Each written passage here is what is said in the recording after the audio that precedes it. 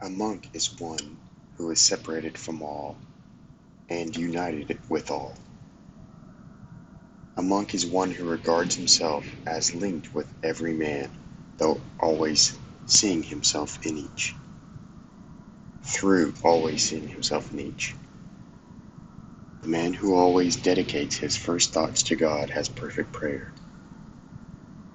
If you want to pray as a monk, shun all lies and take no oath. Otherwise you vainly pretend to be what you are not. If you wish to pray in spirit, be detached from the flesh, and no cloud will darken you during prayer. Entrust to God the needs of your body, and it will be clear that you entrust to Him the needs of your spirit also. If you receive what has been promised, you will reign over all things, and keeping these promises in mind, you will gladly endure your present poverty, spiritual and material. Do not shun poverty and affliction, the fuel that gives wings to prayer.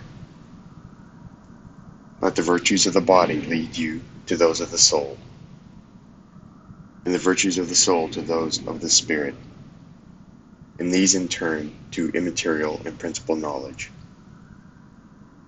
If you are praying to overcome some thought and it subsides easily, examine carefully how this has come about. Otherwise you may be deluded into attributing the cause to yourself.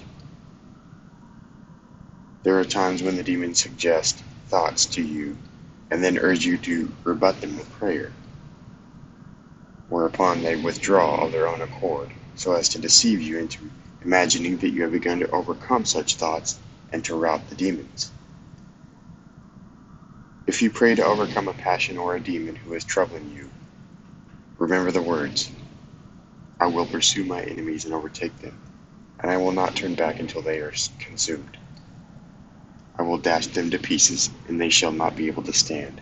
They shall fall under my feet." Psalm chapter 18, verse 37 and 38. Say this when needed, and so arm yourself with humility against your enemies. Do not think that you have acquired holiness unless you have reached the point of shedding your blood to attain it. For according to the apostle, we must battle unremittingly against sin, even if it means death. Ephesians chapter 6, verse 11 to 17. Hebrew chapter 12, verse 4. If you do good to one person, you may be wronged by another, and so feel injured, and say or do something stupid, thus dissipating by your bad action what you gained by your good action. This is just what the demons want, so always be attentive. Be ready for the attacks of the demons and think how to avoid becoming their slave. At night, the cunning demons try to disturb the spiritual teacher by direct attack. In the daytime, they attack him through other people, besieging him with slander, distraction, and danger. Do not try to avoid the fullers. Let them beat, trample, stretch, and smooth, and your garments will be all the brighter. So long as you have not renounced the passions and your intellect is still opposed to holiness and truth, you will not find the fragrance of incense in your breast. Do you have a longing for prayer? Then leave the things of this world and live your life in heaven, not just theoretically, but in angelic action and godlike knowledge. It is only in times of adversity that you remember the judge and how awe-inspiring and impartial he is. You have not yet learned to serve the Lord with fear and rejoice in him with trembling. Psalm chapter 2, verse 11. For even in a state of spiritual peace and blessedness, you should still worship him with reverence and awe, until a man is completely changed by repentance.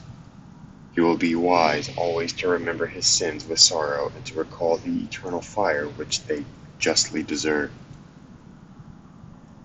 If a man still enmeshed in sin and anger dares shamelessly to reach out for knowledge of divine things, or even to embark upon immaterial prayer, he deserves the rebuke given by the apostle, for it is dangerous for him to pray with head bare and uncovered. Such a soul, he says, ought to have a veil on her head because of the angels who are present. 1 Corinthians chapter 11, verse 5 through 7. And to be clothed in due reverence and humility.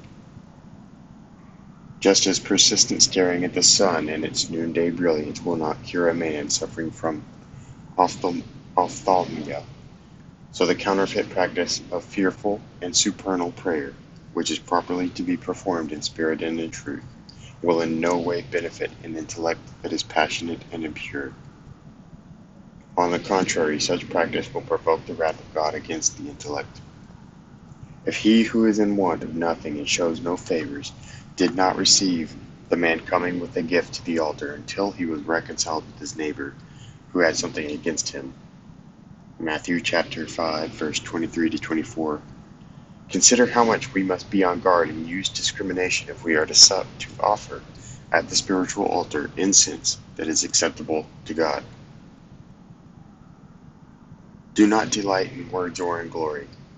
Otherwise the demons will no longer work behind your back, but openly before your face, and they will laugh you to scorn during prayer, drawing you away and enticing you into strange thoughts. If you seek prayer attentively, you will find it, for nothing is more essential to prayer than attentiveness, so do all you can to acquire it. As sight is superior to all the other senses, so prayer is more divine than all the other virtues. The value of prayer lies not in mere quantity, but in its quality. This is shown by the contrast of the two men who went up into the temple, Luke chapter 18, verse 10, and by the injunction, when you pray, do not use vain repetitions, Matthew chapter 6, verse 7. So long as you give attention to the beauty of the body, and your intellect delights in the outside of the tabernacle, you have not yet perceived the realm of prayer, and are still far from treading its blessed path. If when praying no other joy can attract you, then truly you have found prayer. That concludes the section on Evagrios the Solitary in the Philokalia.